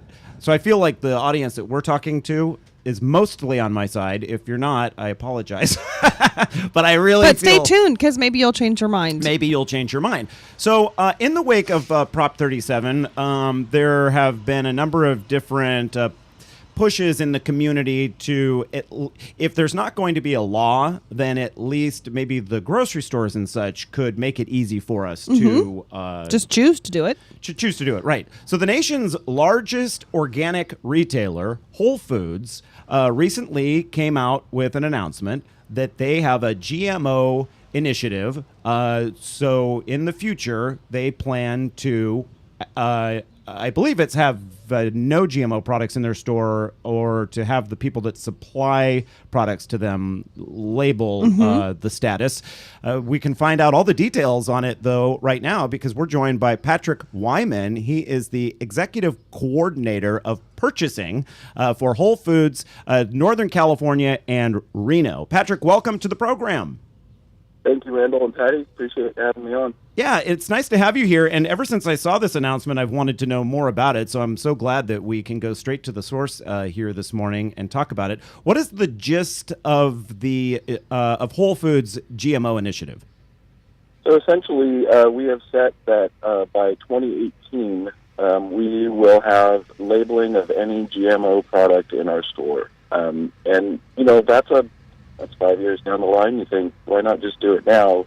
It's quite a process to move to that for some vendors. And we've always tried to attack things in partnership with our vendor community so that it's not so that they can continue to sell their goods and that they can evolve into some of the standards that we've brought out. I imagine some of the vendors may want to continue, currently may have GMOs in their products, but want to continue selling at Whole Foods. So this gives them a time frame to source differently and, you know, adjust their recipes so that they can continue to sell there with a non-GMO product. Yeah, I mean, our hope is that people move to non-GMO. What we're requiring is that if they do have GMO, that they label that. And also our hope is that our customers, and our thought is that our customers are going to respond to that. If it is labeled that it has GMO, that we're going to see the sales drop on that product in favor of an organic or a labeled non-GMO product. Mm-hmm. So, what is the concern? What do you hear at Whole Foods when it comes to GMOs? Why are Whole Foods customers concerned? You know, there's a range of opinions about GMOs, but kind of the bottom line is we have a right to know and to make an informed decision. And Whole Foods has definitely supported transparency on all levels. It's in modern food industry, it's becoming more and more of a topic. We want to know where the food was grown. We want to know how it was grown. We want to know that no one was harmed in the process and that we did our best job as stewards of the land so that we can continue to bring that crop or that product to market without ill effects. So I think that's the basis. And then, you know, there's opinions about GMOs all over the place. And I'm not a scientist, and, you know, many aren't. So it's, we believe that you have the right to know and the right to make an informed buying decision based on that knowledge. Now, do you think that you may get some other customers coming to Whole Foods because they know they can get the information to make an informed choice, whereas they may not be finding that same information available to them at another grocery store? Do you think people may come to you for that reason? Yeah, I mean, I think absolutely. I think they do now, based on our organic products, based on, you know, we partner with the industry partners with a third party, the Non-GMO Project, and they have verified to date over 3,000 items as being certified non-GMO. So there are in our exclusive brands line is going through that verification, and we've gone out of our way to source non-GMO for that. So, you know, there's some tools in place right now, but we absolutely think that there's additional customers that will be interested in this. And we also hope that this will help to move the conversation along on a state and national level. It's, you know, ultimately I think it would benefit us all if that law had passed, and if there was a national law. I think that's the easiest way and most clear way to make sure that transparency is happening. So right. Ultimately, that's where we'd like to end up. All right. Well, we are speaking with Patrick Wyman. He's the executive coordinator of purchasing for Whole Foods markets in Northern California and Reno. I would imagine that's that's a big chunk. Northern California definitely falls in line with the type of products sold at Whole Foods. So, Patrick, we appreciate having you on the show right now. I'm curious, after we get out of this commercial break, about other grocery chains, what they've done in response to your initiative, and also what organics mean in this whole GMO information age. You're listening to the Eat, Drink, Explore Radio Network, 9:14 the time, and we're back in just a moment on this Sunday Fun Day.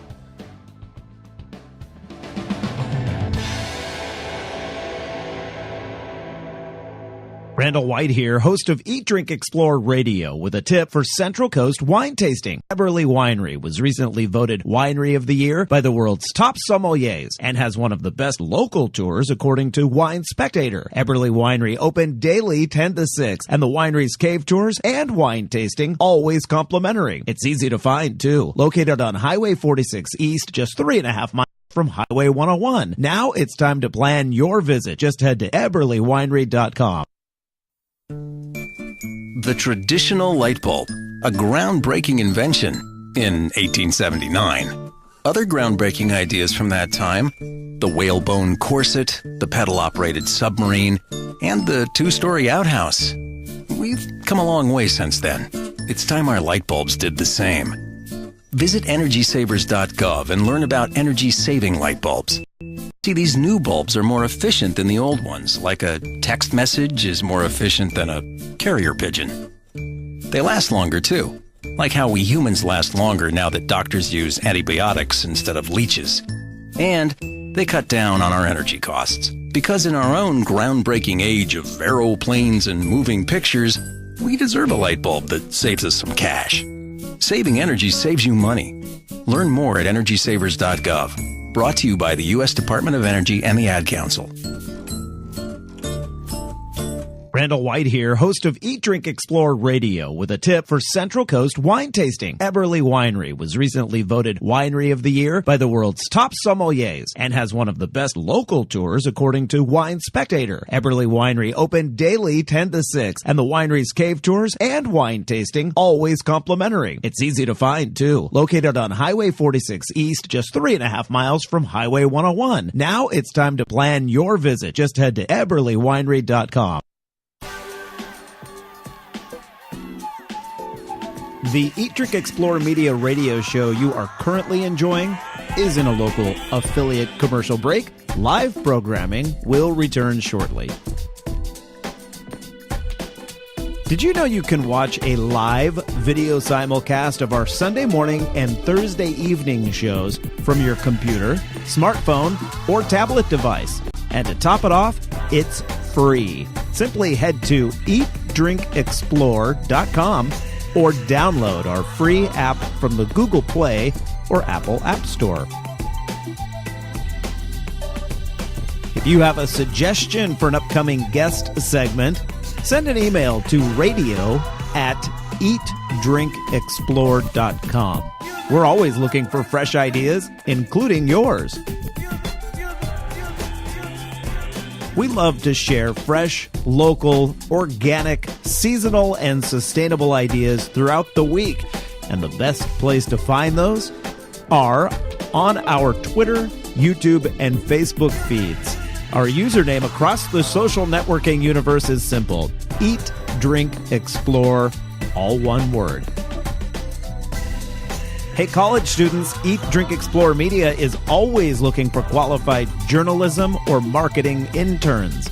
Send us an email today so we can check your status and put you on the list for upcoming intern vacancies. Would you like to hear this Eat, Drink, Explore radio program on one of your local radio stations? Let the station know and contact us as well so we can get the ball rolling. Okay, you made it. The local affiliate commercial break is now over. Time for more informative and entertaining programming from Eat, Drink, Explore Media. Thank you for your patience.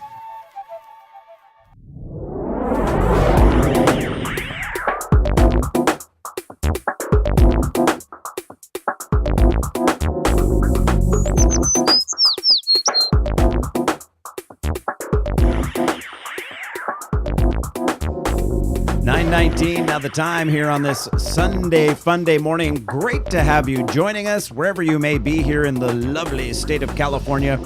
I am Randall White here on the Eat, Drink, Explore Radio Network, joined by my fantastic co-host Patty Pyburn. And good morning, everyone. If you're listening to us on KSEO AM 1080 in the Santa Cruz greater area, great to have you with us. San Luis Obispo on Crush 92.5. If you're watching us online via our video simulcast, right now you see a couple of boxes of me and Patty, and it's sort of that Brady Bunch thing. Like, I can look down, Patty, you have to look up, and then like we do the little wave, that sort of thing. If you if you remember the good old Brady's, yes. So when you just left us before the commercial break, we were talking GMO labeling and specifically a plan in place at Whole Foods to have great transparency for all the products that are sold at their stores. Patrick Wyman, the executive coordinator of purchasing for Whole Foods Market in Northern California and Reno, is the man that has the answers for us this morning. Patrick, your specific territory goes as far south as what, Monterey County? Monterey and Fresno, on up to Santa Rosa and Sebastopol and over to Reno. And how many stores are in your region? We have 38 with 2 more coming in fall. Oh, where are the 2 additional stores opening? One more in San Francisco and one in Fremont. I used to go to the Whole Foods in the Pacific Heights region of San Francisco when I lived there. And I used to live just 2 blocks from one in Madison, Wisconsin, and that was my source. When I moved out of Wisconsin back home to California here, the manager of the Whole Foods came to my going away party and brought 3 big canvas bags of things that he knew I loved to buy at the store, the olive oil and stuff like that. I just thought that was the nicest parting gift ever. And so anyway, you have great managers at your stores. I really personally, as a shopper, appreciate that. We don't have one here in SLO, so we do not. I go to New Frontiers Market here. But Patrick, on the lines of GMO transparency, when is this Whole Foods plan expected to be totally enacted? Because that's where some of the controversy online from bloggers and such saying, why isn't it being put into place more quickly? When do you hope to have it in place? Well, our bottom line end date is 2018, but we're hoping to beat that. And, we're definitely working diligently currently. And as I said, we are partnered with a third-party certifier, the Non-GMO Project, which has over 3,000 products already certified. Many of our exclusive brands have gone through that process, and we've sourced our private label line to be non-GMO. So, and then, organic by definition cannot contain GMO ingredients. So there's a lot of products right now that you can purchase and feel safe with. You are the nation's largest organic retailer, are you not? We are. And how reliable is it when something says organic? I have read recent articles online that there's no 100% way to be sure. You get seed drift and stuff like that. Are you pretty confident that if something says organic, it doesn't contain anything genetically modified? Yeah, I am. I mean, it's been a collaboration with a number of different groups that form the regulations, and I think they're well looked after, and I think I feel confident with them. You said you partnered with the Non-GMO Project. For people that are shopping, they can look for a logo. We're actually showing it on the video stream right now. It's a blue that says Non-GMO Project Verified, and then it's a little bit blocked in the picture we have, but there's a little butterfly on it, right? That's the group that you've partnered with? Correct. Okay, so when it comes to this labeling, I have a question for you. Your stores are going to be making this voluntary, so vendors can choose to continue working with Whole Foods and label their products or not. So is there some thought, because I have been seeing on the internet, a lot of people are really supporting this plan that Whole Foods has. Is there some thought when this is working on a voluntary basis that it kind of paves the way for legislation? Like, if it's working voluntarily, why can't we make this a mandatory labeling requirement? Yeah, I mean, as Randall alluded to earlier, although the result was not, the law didn't pass, it was pretty high, very high participation and pretty high numbers that voted affirmative for it. So there's clearly it feels like legislation is going to pass. We don't know exactly when the year is, but I think that this is a piece of it. It's solidifying. For us, if a major manufacturer wants to continue to do business with us and they label their product, that will be good for every retailer, no matter where it is, because they're not going to make more than one package. So we feel like that is a pretty solid step to move the conversation forward. And would Whole Foods find it easier to stick with the voluntary side with your own plan, or would you welcome new legislation down the line? Like I said, ultimately, the easiest thing for everyone in the industry would be a national standard. I see. Right. I'm sorry, I missed that. Oh, no, it's fine. Is Whole Foods part of the national supermarket? No, not supermarket. What is it? What's the big association of all the retailers? Grocers? National grocers. Grocers Association? We are. Is there such thing? I'm sorry. Yeah, there's an NCGA. Okay. And you are a member of that. Yes. How do they ever weigh in on this? The co-op movement has definitely weighed in, and various retailers have.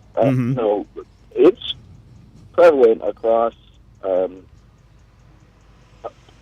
communities that customers want to have transparency. They want to know. They want to be able to make a choice. It's kind of just a fundamental right, and you get a little concerned when there's any blockage to not putting a label on something. No one is saying that you necessarily can't buy that, but that you would have the opportunity to know what is in a product. And more on a whole number of different topics, that's becoming very important to our customers and to, I think, across the community. Now, this may be a moot point at this point, but I'm curious to know, was there any pushback from your suppliers and vendors? Was there anyone saying, wait, hold on, Whole Foods, you can't do this to us? Or is it just, does that really not matter because it's something you've decided to do? Well, there was a lot of congratulations, and, I think everyone knew that we're moving that direction no matter what, we as a food industry. And so I haven't heard negatives yet. We set a 5-year timeline because there are some challenges. It is a process to get people moved that direction, and I'm sure that for some companies it'll be a bit of a growing pain, but we feel like ultimately they'll be better served, we'll be better served, and we're serving our customers much better. Patrick, as you were mentioning, the Prop 37 legally was a defeat, but it really got the conversation started, didn't it? It absolutely did, and the Washington initiative is well supported at this point, and there's a lot of legislative interest across the country, so we're hopeful on that front. All right. I'm sorry. Go ahead. Finish. Just one kind of pleasant offshoot of this is that it is a way to, it's an incentive to farmers to move to organic, because right now if you want to become organic, it's a 3-year waiting period while you grow without the use of pesticides, and that costs you more input costs. With non-GMO, the minute you stop using a GMO seed, you can get more value for your seed at that point. So it's a good way to transition people to organic. And you're giving people some time to do that. Patrick Wyman, Executive Coordinator of Purchasing for Whole Foods Market, Northern California and Reno. Thank you for joining us today. My pleasure. Thank you for having me. Stick around, everyone. We continue the topic of healthy eating, specifically for your kids' schools. Back in a moment.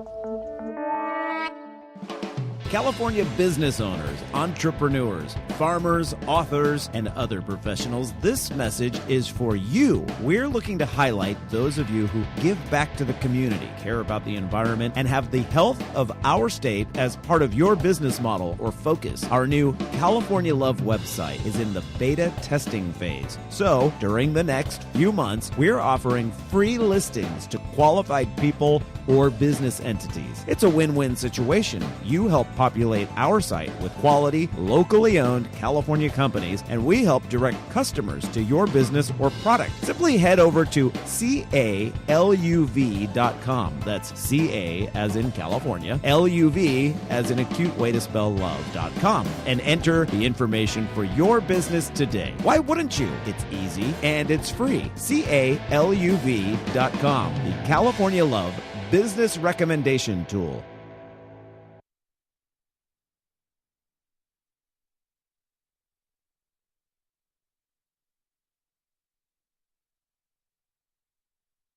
May is National Bike Month. Now, I used to be intimidated at the thought of biking to work. I worried about my outfit, the traffic, and the time. But my expanding waistline and rising gas prices helped me rethink that position. And last May, I tried riding to work. What an amazing change. In the years since I started riding to work, I've lost weight, saved money on gas, and canceled my gym membership. You should try it. Here are a few tips to help you get started. Alter your route for biking. Cars and bikes are both vehicles and both have a right to the road, but you'll feel more comfortable and more able to enjoy your ride if you choose less traveled streets. Ride with a friend the first few times, someone who has experience biking to work. They'll help you figure out how to carry your clothes, where to park your bike, and the easiest way to get to the office. Follow all the same rules you follow while driving. Signal before you turn, stop at all stop signs, and stay in the rightmost lane going in your direction. Biking to work is fun, easy, and enjoyable. Try it. For more tips and techniques on how to commute by bicycle or to find other cyclists in your area, visit bikeleague.org. The Eat, Drink, Explore Media radio show you are currently enjoying is in a local affiliate commercial break. Live programming will return shortly. Did you know you can watch a live video simulcast of our Sunday morning and Thursday evening shows from your computer, smartphone, or tablet device? And to top it off, it's free. Simply head to eatdrinkexplore.com or download our free app from the Google Play or Apple App Store. If you have a suggestion for an upcoming guest segment, send an email to radio@eatdrinkexplore.com. We're always looking for fresh ideas, including yours. We love to share fresh, local, organic, seasonal, and sustainable ideas throughout the week. And the best place to find those are on our Twitter, YouTube, and Facebook feeds. Our username across the social networking universe is simple: Eat, Drink, Explore, all one word. Hey, college students, Eat, Drink, Explore Media is always looking for qualified journalism or marketing interns. Send us an email today so we can check your status and put you on the list for upcoming intern vacancies. Would you like to hear this Eat, Drink, Explore radio program on one of your local radio stations? Let the station know and contact us as well so we can get the ball rolling. Okay, you made it. The local affiliate commercial break is now over. Time for more informative and entertaining programming from Eat, Drink, Explore Media. Thank you for your patience.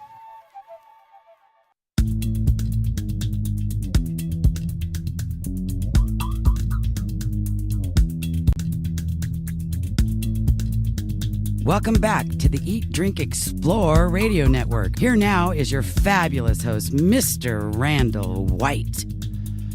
Well, I feel fabulous after... And the time now, 9:33 on this Sunday morning. Great to have you joining us here on the Eat, Drink, Explore radio network today. I am your host, Randall White. And as you know, a regular listener to the program, cooking and recipes are such a huge part of the show. And we often talk about the trends surrounding... All right, Patty, can you talk for me for a second? Sure. We're just dealing with a little technical glitch, and we're going to have it straightened out in just a moment. But while Randall is multitasking, we should let you know that we are now going to be talking about what your kids are eating at school. That is true. Okay, sorry about that. Last week's segment in the 9:30 half hour was pre-recorded because the guy couldn't join us live on the show, and I forgot to remove that from the rundown. That's what happens when you go to the Earth Day Food and Wine Festival the day before your show. 9:34 the time, and just as you said, Patty, it is time to discuss healthy eating at school. And this has been a big focus within the last couple of years. Jamie Oliver really brought it to really the forefront. Yeah, started to highlight what was happening in Los Angeles. And how I found our next two guests is via Jamie Oliver's his website. I forget what he calls it, like Food Fight or something. That sounds like right. Yeah. And so joining us on the line right now is Miguel Villarreal with the Novato Unified School District, where I went to school. And also Jamie Smith. He is the former, I'm guessing, culinary director for Santa Cruz Schools. Welcome, both of you, to the program. Thank you. Yeah, Thanks very much. Good to have you here. And Miguel, we'll start with you. And you have been touted for a number of your programs that you've put into place. One of them is the Harvest of the Month. What is your Harvest of the Month program? Basically, Harvest of the Month is just making sure that we're using seasonal fruits and vegetables on our menu, and that we're also then, sharing that information with our classroom teachers, our parents. We put that information on our menus. And so if we're serving strawberries, everybody knows that we're serving strawberries. They know the benefits of the strawberries. So the teachers are talking about strawberries. The parents are talking about strawberries. So it's this whole, community getting involved with the healthy eating, if you will. How difficult is that to do? It sounds so easy. Let's, have a harvest of the month, and we'll switch out this, local seasonal piece of produce for whatever was on the month before. But it's not that easy, is it? No, it didn't start off that easy. I've been in Novato now this is my 11th year. And so it's just changing the culture and changing, making people understand an awareness, if you will. And so as we move, over the years, as we've moved in this direction, and certainly Jamie Oliver, what he did certainly brought to the forefront the work that was already being done by people like Jamie Smith and others in the state of California and around the nation. So, the fact that we now have people paying attention to what's going on, especially in schools, and understanding the effectiveness that schools can have on students eating and changing behaviors is incredible. It's really part of the conversation now, thanks to Jamie. Yeah, and it's a perfect time to reach young people too. They're really impressionable. I found that with my son, who became very eco-conscious by hearing that from teachers at school. But how are the students responding to some of these changes? What's the feedback that you're getting from the students? Well, the thing I can share with you most recently, we've been doing what we call Cafe Days. We're actually developing some new recipes through a grant that we received through the California Endowment. And so we've been actually going out to schools every week and surveying the students and using technology to do these surveys. But you should see the responses, in terms of when these kids are talking, things like, this is the best day ever, this is the best burrito I've ever tasted. So that's great. Yeah. I love that. And Jamie Smith joining us as well on the line. Do some of these things that your colleague Miguel is saying ring true to what you saw in Santa Cruz?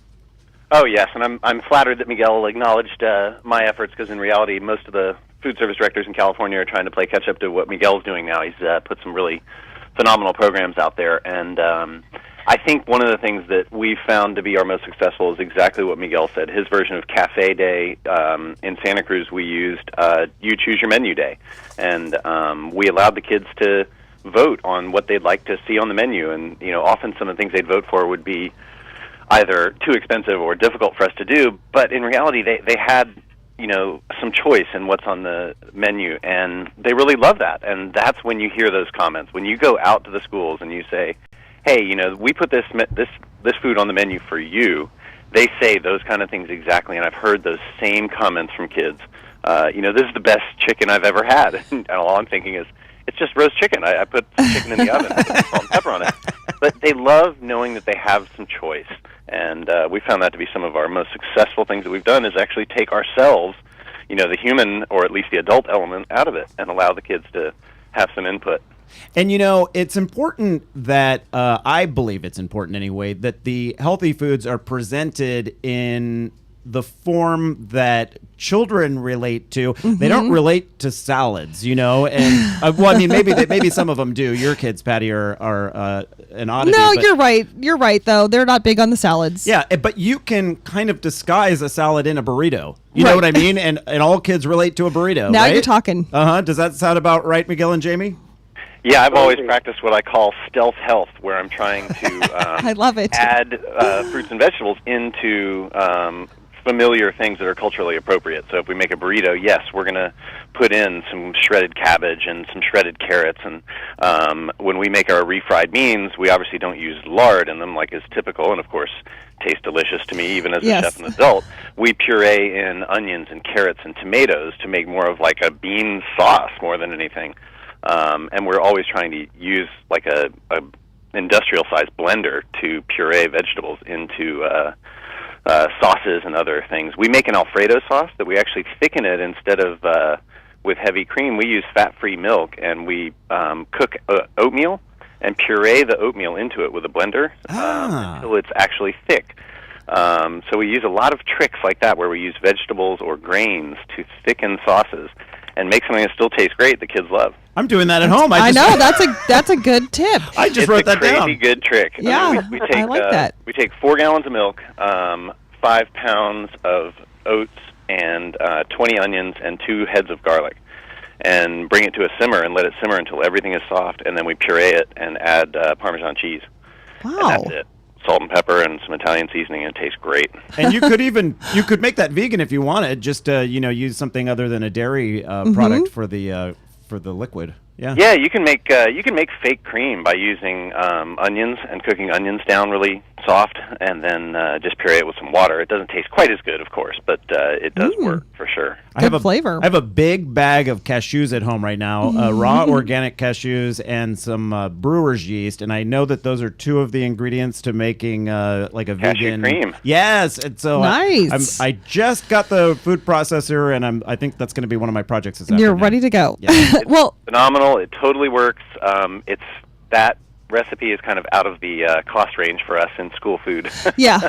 I was actually just going to mention that. I was wondering if you've seen movement in Los Angeles when it comes to the on Mondays. I believe the menu is now meatless Mondays, and when I used to anchor the news back in Madison, Wisconsin, I would volunteer from time to time at the school of some kids that live in the area for lunch. You help serve lunch duty. Lunch duty. I had lunch duty, and I would look at the menu, and I'm like, okay, it's Taco Bell Tuesday. Yes. It's Pizza Hut right on this day and stuff. Yeah. And I know that is a cost break for them. Chicken nuggets. Yeah, because the those large food providers, these chains, are trying to kind of hook them, I believe, at that age. And then, so if you're cutting that out, and you're working in these more expensive items on a meatless Monday, Miguel, how does that hit your bottom line? How has everything that you've done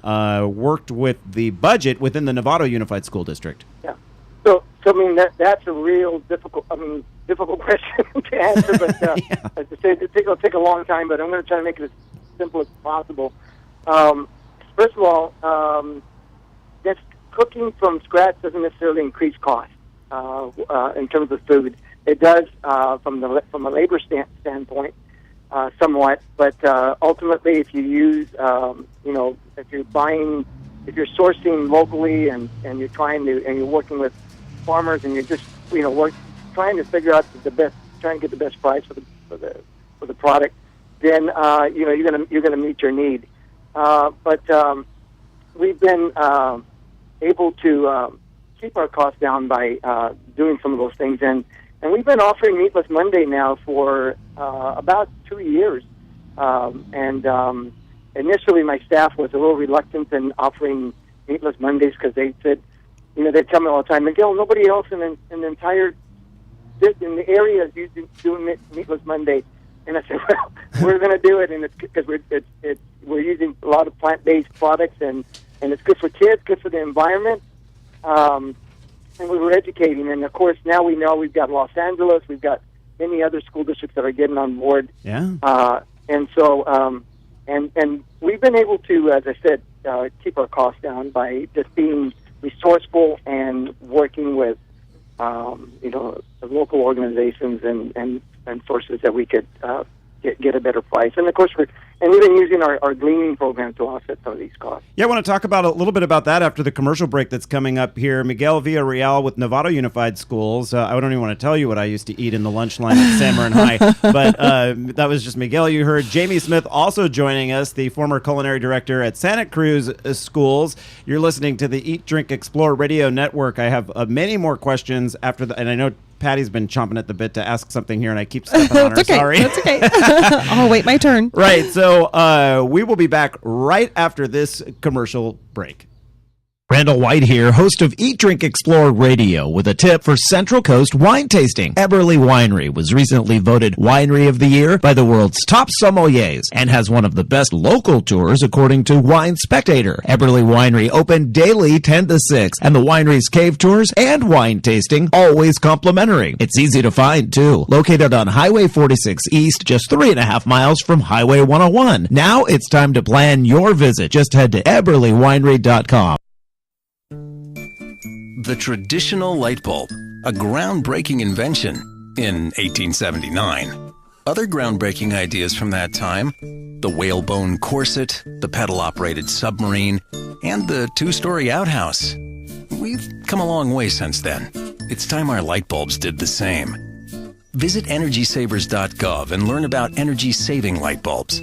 See, these new bulbs are more efficient than the old ones, like a text message is more efficient than a carrier pigeon. They last longer, too, like how we humans last longer now that doctors use antibiotics instead of leeches. And they cut down on our energy costs, because in our own groundbreaking age of aeroplanes and moving pictures, we deserve a light bulb that saves us some cash. Saving energy saves you money. Learn more at EnergySavers.gov. Brought to you by the U.S. Department of Energy and the Ad Council. Randall White here, host of Eat, Drink, Explore Radio, with a tip for Central Coast wine tasting. Eberly Winery was recently voted Winery of the Year by the world's top sommeliers and has one of the best local tours according to Wine Spectator. Eberly Winery open daily 10 to 6, and the winery's cave tours and wine tasting always complimentary. It's easy to find, too. Located on Highway 46 East, just 3.5 miles from Highway 101. Now it's time to plan your visit. Just head to eberlywinery.com. The Eat, Drink, Explore Media radio show you are currently enjoying is in a local affiliate commercial break. Live programming will return shortly. Did you know you can watch a live video simulcast of our Sunday morning and Thursday evening shows from your computer, smartphone, or tablet device? And to top it off, it's free. Simply head to eatdrinkexplore.com or download our free app from the Google Play or Apple App Store. If you have a suggestion for an upcoming guest segment, send an email to radio@eatdrinkexplore.com. We're always looking for fresh ideas, including yours. We love to share fresh, local, organic, seasonal, and sustainable ideas throughout the week. And the best place to find those are on our Twitter, YouTube, and Facebook feeds.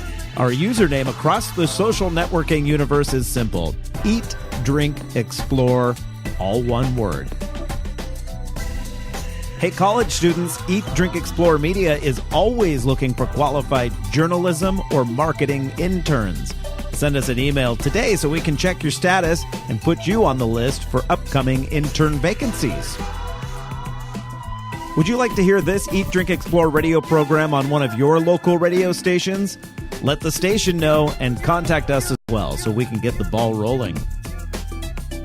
Okay, you made it.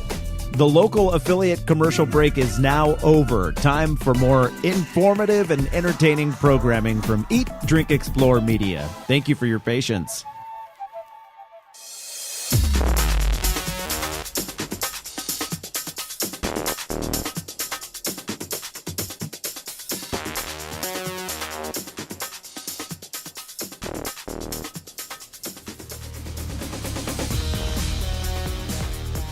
Now the 9:49. Now the time here on this Sunday morning, Sunday Fun Day we like to call it. I'm Randall White, joined by Patty Pyburn on the Eat, Drink, Explore Radio Network, and we are joined by Miguel Villarreal. He's with the Novato Unified School Districts, and Jamie Smith, who was just recently with the Santa Cruz schools. And they are both leaders in the area of bringing fresh, healthy foods to the lunch meals that students are fed. And we study after study after study shows how important this is when it comes to children learning, and then also learning how to eat for their future. We have an obesity epidemic in the United States, and one great way to tackle it is to get them while they're young, right, Patty? I agree. And I actually just want to say thank you to both Miguel and Jamie. As a parent, I have 2 teenagers, and my kids have always taken their own lunch and have been involved with packing the lunches. We do a Sunday night, pack as much of the lunch as you can for the week, and then add, some of the things into it as the week goes on.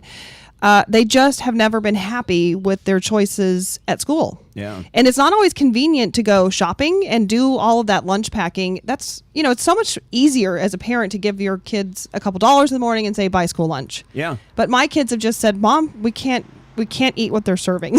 No, not when they've grown up eating fresh sushi and all the things that they've been eating since they were toddlers. Good stuff at home. Right, yeah. So thank you to Miguel and Jamie for doing this, for tackling this, because I think there's so many parents out there that have to feel the way I do about this. Yeah, do you hear much feedback from the parents when it comes to this, Jamie? We do all the time. I mean, I have a little story that I love to tell. I was just at like an award ceremony for my son at a local pizzeria. You know how they do that. You go, you get a little trophy, and the kids all get, the pizza party. The pizza party, and the coach says something fun about every kid. And right as the coach was about to speak, someone just passed through the room and saw me and came up to me and said, "Are you Chef Jamie Smith?" And I said, "Yes." And the room was quiet because the coach was about to talk, so it was like totally embarrassing. And the guy said to me, "I just want to thank you. You've changed our family's life. The foods that you serve our daughter, she never used to want to try anything, and now she wants to try everything. She has become an eater, thanks to what you guys are doing." And, it was definitely overwhelming, for me, and it's something that we hear a lot. We really do. That's and great. A lot of it is from what Miguel said, his cafe days, and what we do in Santa Cruz is empowering kids to make good choices instead of telling them what to do. We don't say, eat your broccoli. We say, hey, would you like broccoli, some fresh local carrots, or both? Take whatever you want. How many apples? In Take an as many appealing apples as you way, want. right? In an appealing way. That's so important. No pun intended. Yeah. I think that's been the biggest change that we've tried to encourage within all of the cafeterias in Santa Cruz. So, Miguel, we're showing a picture for those people watching online of you and a big group of people standing in a garden. Is this sort of is this part of an effort to teach the kids where the produce comes from, sort of an Alice Waters a schoolyard garden? Yeah, let me tell you about that picture, Randall. Several years ago, people used to tell me, Miguel, do you have gardens? I said, yep, I have a lot of gardens, but I call them farms. So that's actually a farm, Randall. Oh, okay. We've got, as you know, growing up in Marin County, there's so many farms in this area. Oh, yeah. And there's farms that are, in our case, right there in Novato. I mean, at the Indian Valley Community College, a few years back, they started doing farming. That's where we're in that farm right there. They grow produce, but. Oh, I heard about that farm. I wrote a story on it a couple of years ago. That's through the group that's based out in West Marin, right? Correct, but it's actually the IVC, the Indian Valley Community College. They've got a program there. It's tied to their curriculum. They've got a farm manager and so forth. Interestingly enough, I would say every time we bring families out there, the response I get is, we had no idea that this was here. I mean, it's within a mile and a half of their homes in some instances. Is it a bit? Go ahead. That's what I was going to say. In some cases, the people that are coming out there, they don't have any. We're targeting lower income, disadvantaged families, so they have no way of in terms of transportation and so forth. But literally, this farm is within walking distance. Does it change the child's perspective on what they're eating when they're able to watch it go from seed to produce? Oh, absolutely. I think you said that earlier. I mean, we all found that out with Alice Waters and the learning garden, that when you have kids going out to the garden and growing their own. I mean, we have gardens in all of our schools as well, and serving some of that some of that produce in our garden bar in the cafeteria. But yes, absolutely, you could get kids involved. When I bring parents out to the farm and the students, for me, it's about having them understand that these families that just have been removed from the process. They go to the store and they buy their produce and don't realize that produce is actually being grown in the ground at a local farm. Yeah. And so it's incredible to see parents there at the same time with the kids and the farmer out there talking to them and the experience that they have. And it's very experiential learning, and we have such great success with it. I think it's in our That's DNA. part of our greening program. Yeah. I think so too. And I'm curious to know that, of course, it's all the kind of the point of this is for kids to have better eating choices at school, but it sounds like it's turning into something much larger. Are you finding that the parents are getting involved and kids are wanting to do some of these things at home, planting, growing, eating differently at home? Is it kind of getting bigger than just a school lunch? Oh, yeah, definitely. In fact, I've been telling people that, in terms of, we've been serving school lunch. I've been in the school lunch business now for 30 years, and for the last 10 years, I've really been doing things differently and trying to do things differently. Not only myself, but many others, and that is, trying to make the food service program the hub of nutrition and wellness.